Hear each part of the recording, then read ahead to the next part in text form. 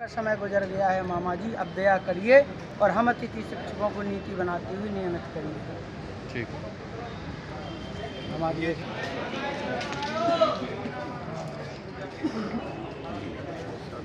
बोलिए आप। शैलेंद्र सक्सेना। थोड़ा जोर से।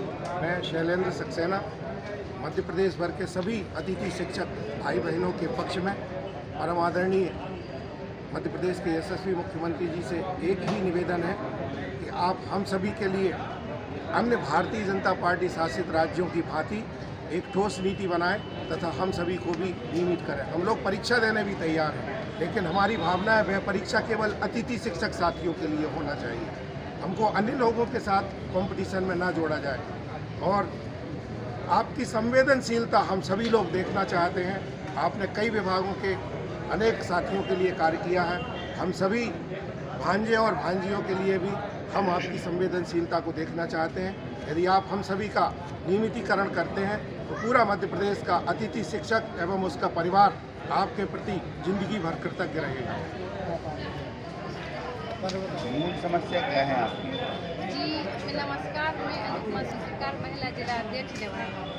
कि हम लोगों की मूल समस्या ये है कि हम लोगों को 14-15 वर्ष हो गए हैं सरकारी विद्यालय में शिक्षा देते। आज तक हम लोगों के प्रति कोई नीति नहीं बनाई गई। आप ये बताइए, आपके माध्यम से हम मुख्यमंत्री जी से ये पूछना चाहते हैं कि हम लोगों में ऐसा क्या है, मतलब कि हम लोगों को विद्यालय में शिक्षा नहीं देते।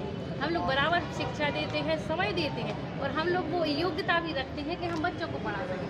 लेकिन आज हम लोगों के साथ इतनी नाइंसाफ़ी क्यों? उत्तर प्रदेश में भी भाजपा की सरकार है, हालांकि डबल इंजन की सरकार है, क्योंकि केंद्र में भी भाजपा की सरकार है और यहाँ भी तो डबल इंजन की सरकार है। मामा जी, आप फ़ायदा क्यों नहीं उठा रहे? आज हम लोगों का नियमितीकरण क्यों नहीं कर रहे? आज हम लोग यहाँ इकट्ठा हुए हैं। हमारी मामा जी से यही विनती है और आपके माध्यम से उन तक ये बात पहुँचाना चाहती हूँ कि आज यहाँ कोई ना कोई प्रतिनिधि भेजें। हम लोगों को थोड़ी तसल्ली मिलेगी कि हाँ, मामा जी हमारे साथ हैं और हम लोगों का पदस्थाई किया जाए। हम लोगों का इतना शोषण नहीं किया जाए मामा जी, क्योंकि शोषण सहते हम लोगों का सब्र का बांध ना टूट जाए। बस आपसे यही विनती है। धन्यवाद।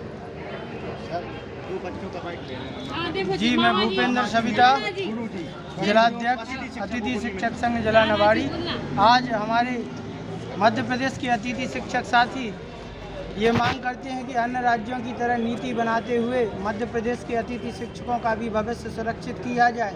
15 वर्ष हो गए हैं, दर दर की ठोकरें खा रहे हैं। अतिथि शिक्षकों के बच्चे आज यहाँ पर आए हुए हैं, हम सड़कों पर हैं। ज्योतिरादित्य सिंधिया जी ने कहा था कि मैं आपकी ढाल भी बनूंगा, तलवार भी बनूंगा, आपके लिए सड़कों पर उतर आऊंगा। लेकिन आज अतिथि शिक्षक सड़कों पे वो विमान से घूम रहे हैं। माननीय मुख्यमंत्री महोदय जी ने कई बार कहा है नीति बनेगी, भविष्य सुरक्षित होगा। सैकड़ों अतिथि शिक्षक आत्महत्या कर चुके हैं। साहब, मामा जी, हाथ जोड़ करके विनम्र निवेदन है, हम लोगों की विनती स्वीकार करें और हम लोगों का नीति बनाते हुए भविष्य सुरक्षित करने की कृपा करें। हमारी यही है। जो बच्चे बेचारे आए हैं, परिवार सहित आए हैं यहाँ। कहाँ से आए हो बेटा?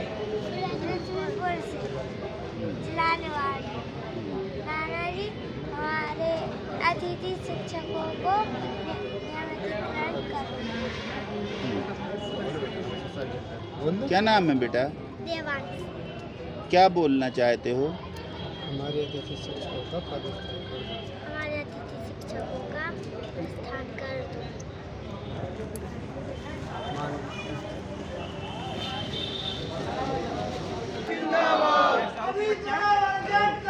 हमको परमानेंट करो, हमको परमानेंट करो।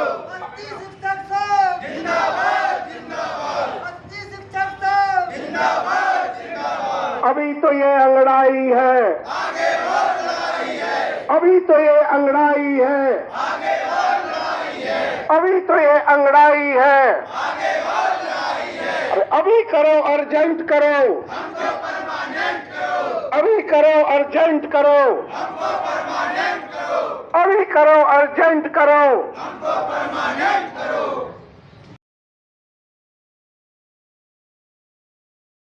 एमपीसीजी चैनल हो, उन तक अतिथि शिक्षक साथियों की पीड़ा पहुंचाएं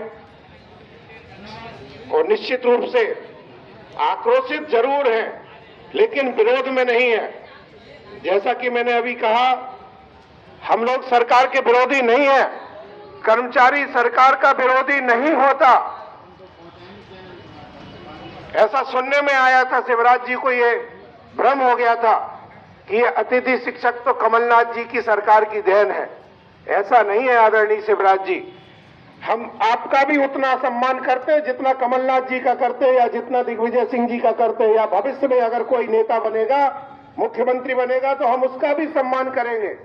हम लोगों को अपने विद्यालय से मतलब है, हम लोगों को अपने विद्यार्थियों से मतलब है। आज हमारे पुलिस प्रशासन के कई साथी यहाँ पर उपस्थित हैं, उनके परिवार में भी कहीं ना कहीं कोई भाई का बेटा, खुद का बेटा, बेटी या घर का कोई सदस्य अतिथि शिक्षक व्यवस्था में होगा तथा मेहनत से अपना परिणाम दे रहा होगा।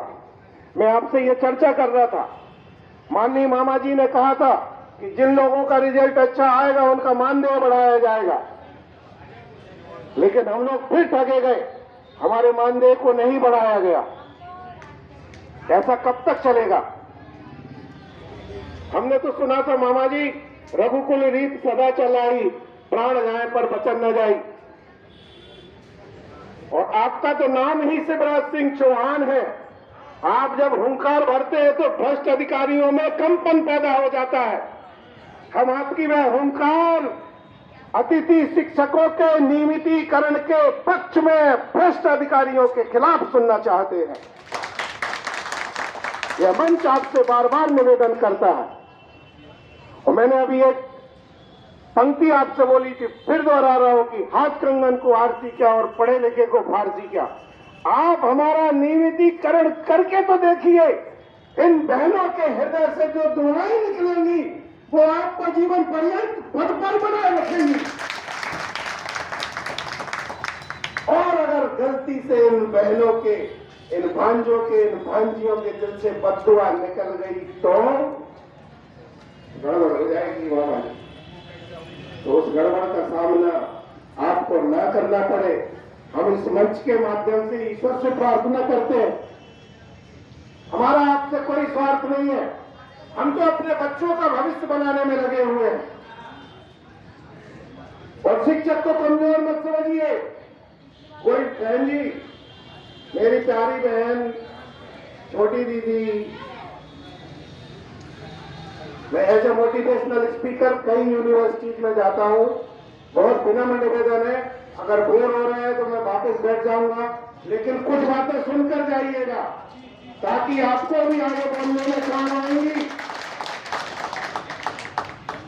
यहाँ पर मेरी उम्र का शायद कोई भी भाई नहीं होगा, एक आध भाई होगा। I have completed 54 years. 54 वर्ष का अतिथि शिक्षक आपके सामने खड़ा हुआ है। पिछले 6 वर्षों से व्यवस्था में हूँ। इससे पहले 5 वर्ष निःशुल्क शिक्षा मैंने दी है, उसको तो ये लोग रिकॉर्ड में ही नहीं रखते, कोई बात नहीं। पिछले 11 वर्षों से विद्यालय में अध्यापन करने के बाद भिन्न भिन्न विद्यालयों में हम लोग बहुत मजबूत हो गए, पीठ बहुत मजबूत हो गई। शंभू जी ने एक बार आंदोलन किया था, मेरा स्पीच हुआ, मैंने कहा शंभू भाई, पीसी भाई आ रहा है, पीसी शर्मा जी, उनकी गोदी में मत बैठ जाना। बोले हाँ सक्सेना जी, ऐसा कुछ नहीं होगा। पीसी भाई आए, कहीं अलग गए, कोई नहीं नेता, मेरे प्यारे सुनील भाई कहाँ, भूपेंद्र भाई, कोई भी नेता आ जाए उसकी गोदी में बैठने का कोई हम लोगों को प्रयास नहीं करना। अरे नेता हमसे होता है, हम नेता से नहीं। और इस उपस्थिति को कम मत समझना, ये हमारी प्रांतीय बैठक है। मैं कोई पदाधिकारी नहीं हूं, लेकिन मैं आपका शुभ चिंतक हूं। तन समर्पित, मन समर्पित, धन समर्पित भाव से आपके बीच खड़ा हूं। आप आधी रात को भी बुलाएंगे तो आधी रात को आऊंगा। हिम्मत रखना दोस्तों। मैं बोलता कवि हूं, कविता की पंक्तियों में अपनी बातें रखता हूं। मैं अभी आपको एक उत्साह से भरने वाली कविता सुनाऊंगा और इसके बाद एक ऐसी कविता सुनाऊंगा, अगर आपका रोना काम उठे तो आप सब मुझे अपना आशीर्वाद जरूर देना। पहले आप उत्साहवर्धन की भावनाएं सुन कि कारवां मेरा किसी के रोके रुक नहीं सकता, कारवां मेरा किसी के रोके रुक नहीं सकता, तूफान में आए बिना थम नहीं सकता, तूफान में आए बिना थम नहीं सकता, कि बुलंदियों की जिसको जीवन में चाह नहीं होती, बुलंदियों की जिसको जीवन में चाह नहीं होती, उसके जीवन में कोई सौगात नहीं होती, उसके जीवन में कोई सौगात नहीं होती।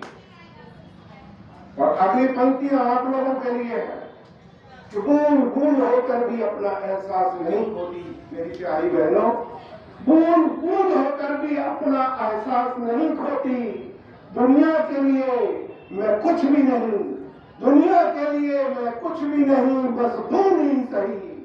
दुनिया के लिए मैं कुछ भी नहीं, बस बूंद ही सही।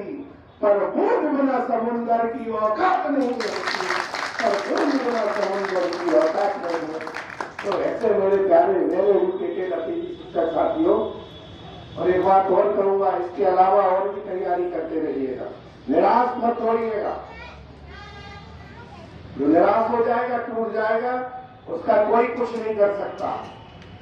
आप लोगों में से ही कोई विधायक बनेगा, कोई मंत्री बनेगा, कोई नेता बनेगा, आगे आना होगा।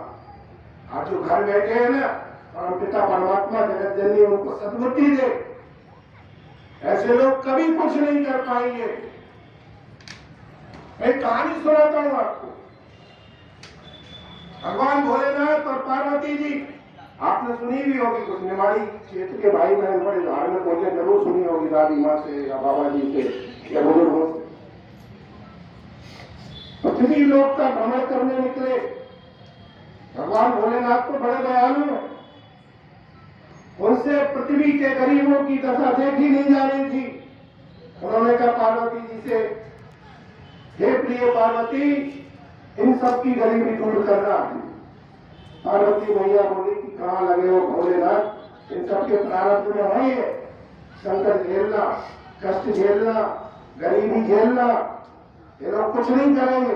बोले नहीं कुछ करेंगे, हम इनके लिए कुछ ना कुछ ऐसी व्यवस्था करें कि इनकी गरीबी दूर हो जाए, ये सब अतिथि शिक्षक बन जाए, नियमित हो जाए। पार्वती जी ने कहा ठीक है, तो क्या करना होगा। उनने गांव के एक व्यक्ति को सपना दे दिया। बोले गांव के बाहर जो शंकर जी की मड़िया है ना, वहां पर सोमवार के दिन जाकर जो कोई दूध चढ़ाएगा, दूध का जल नहीं दूध चढ़ाएगा, उसको हम गरीबी दूर कर देंगे। कुछ ऐसे लोग थे, जैसे आज हमारे प्यारे छोटे भाई सुनील ने सबको बुलाया था। हमने आकर सबसे पहले यही बात पूछी, तो बोले भाई साहब हमने सबको बुलाया, नहीं आया। आप अगली बात सुनिए। आप तो ये कैसे ही समझदार थे। बोले यार पूरा गांव दूध चढ़ाएगा, अपन जल चढ़ाया, पूरा गांव दूध चढ़ाया, अपन जल चढ़ाया। तो ऐसे ही संगठन वाले दूध की जगह जल चढ़ाया है, ठीक है ना। जब जल चढ़ाया है तो मालूम पड़ा कि जिस अकेले बंदे ने सुनील ने दूध चढ़ाया था, सुनील का दूध भी जल में मिलकर जल बन गया। भैया ऐसे गरीबी दूर नहीं होगी, ऐसे नियमित नहीं होंगे। बड़ा नेता हमेशा मुंडियां गिनता, क्या गिनता है, मुंडियां गिनता। मैं प्रशासनिक साथियों से निवेदन करना चाहता हूं, हम लोगों की वाणी एक एक साथी की आवाज को रिकॉर्ड कीजिए। हम अच्छे भाव से कह रहे हैं,